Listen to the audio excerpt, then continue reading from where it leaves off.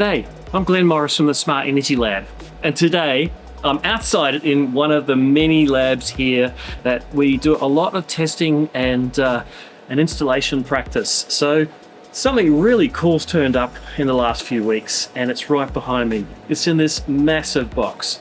Now, I've been installing individual power systems made up of inverters, batteries, control systems, isolators, generator inputs, communication interfaces, user interfaces for a long time. Now, all those components often were separate pieces of kit that you had to put together, know how to make them work, often from many different manufacturers.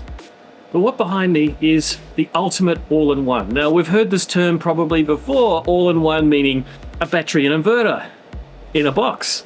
But what about all of those things that I just said in a box?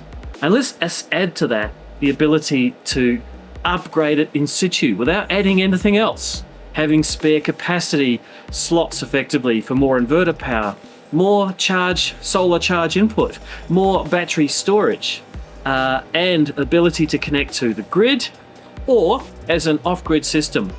And then add to all of that the fact that this whole thing is climate controlled. It can sit in the middle of a paddock in full sun, in rain and snow, and still provide you with power. Now, does that sound like a cool thing?